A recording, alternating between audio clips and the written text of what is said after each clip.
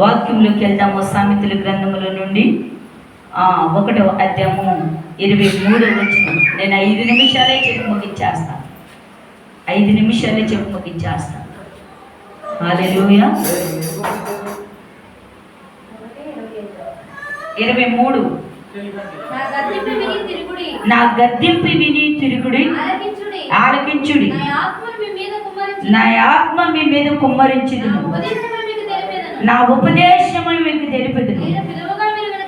నేను పిలువగా మీరు వినకపోతే, నా చెయ్యి చాపగా ఎవరును లక్ష్య పెట్టుకుంది. నేను చెప్పిన బోధ ఏమీ మీరు వెనుక త్రోసివేసింది.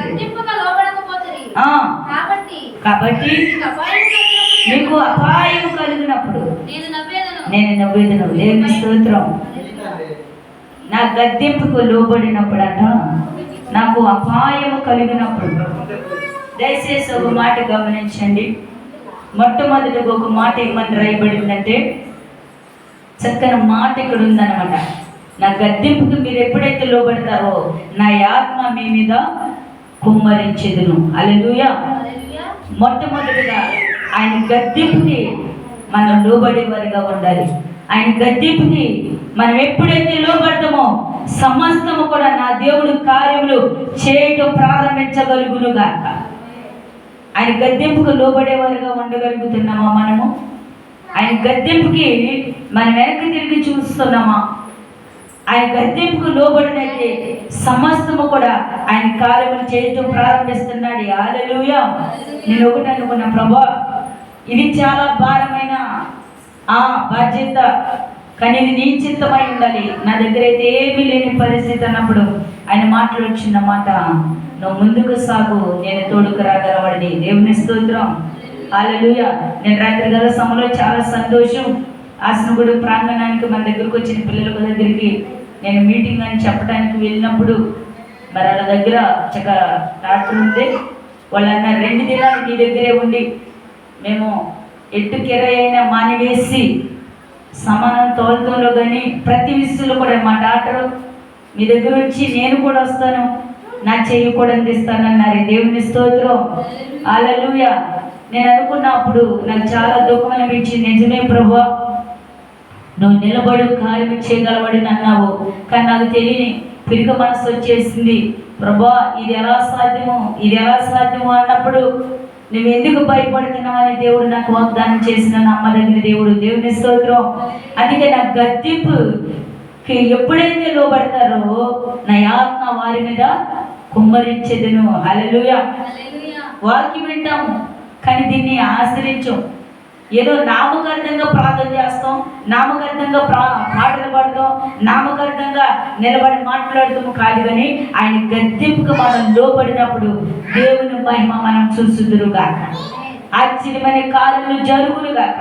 ప్రియ సహోదరి సహోదరుడా, నువ్వు ఎప్పుడైతే ఆ గద్దెంపుకు లోబడతావో దేవుని మహిమ మనం చూసుదురుగాక. కానీ ఇక్కడ ఇంకొక మాట కూడా ఉంది. ఏమనంటే, మీకు అపాయము కలిగినప్పుడు ఏం చేస్తారంటే ఆయన, నేను నవ్వేదను. మీరు ఆపదలో ఉన్నప్పుడు నేను నవ్వుతా, కానీ మీరు పిలిచినా నేను పలకను, మీరు ఎదుగునా నేను దొరకను. ఎందుకో తెలుసా? ఆయన గద్దెంపుకు లోబడకపోతే ఆయన అంటున్నాడు కదా, మీ మాటల్ని లక్ష్య పెట్టును.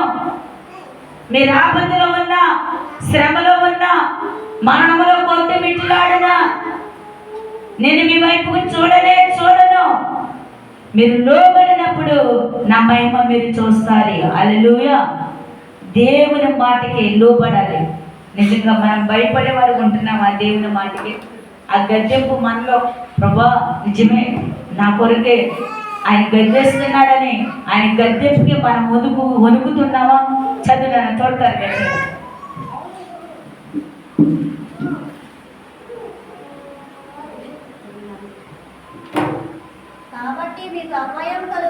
కాబట్టి మీకు అపాయం కలిగినప్పుడు నేను నవ్వేదను. మీకు భయం వచ్చినప్పుడు, చూడండి మనకు భయం పుట్టినప్పుడు అంట దేవుడు హేళనగా చూస్తానంట. భయపడండి, నా గద్దెంపుకు మీరు లోబడలేదుగా. కొంతమంది చూడండి ఏమీ లేకపోయినా తను ఎర్రమిగిపోతూ ఉంటారు. తను గొప్పలు చెప్పుకుంటూ ఉంటారు. అబ్బా నా సత్తా ఎలా ఉందో చూసేవా, నేను చేసే పని ఎలా ఉందో చూసేవా, నా చుట్టూ కూడా ప్రజలే నేను వెళుతుంటే నా ఎదుట వంగని నమస్కారం చేస్తారు, నా ముందు తలదించుతారు. చాలా మంది ఈ గొప్పలు చెప్పుకుంటూ ఉంటారు. అది కాదండి, దేవుని మాటకు లోబడినప్పుడు దేవుని మహిమ మనం చూసుదురుగా.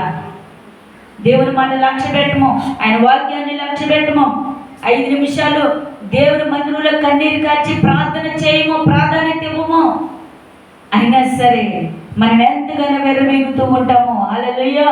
అందుకే మనకు అపాయం కలిగినప్పుడంట ఆయన నవ్వుతూ ఉంటాడంట. చదువునాను. భయము మీ మీదకి తుఫాను వలె వచ్చినప్పుడు, సుడిగాలి వచ్చినట్లు, అపాయం కలిగినప్పుడు, దేవుని స్తోత్రం. మన శత్రువులు అందరూ చుట్టూ చుట్టముట్టి శ్రమలో, బాధలు, అప్పులు అనేకమైన మన మీదకి వచ్చినప్పుడంట దేవుడు హేళనగా చూస్తాడంట. అపాయం కలిగినప్పుడు నవ్వుతాడంట. ఆయన నుంచుని అయ్యో నా బిడ్డకి ఎలా ఉందా, నా బిడ్డకి ఎలా ఉందా, నా కుమారుడికి, నా కుమార్తెకి అని బాధపడడంట.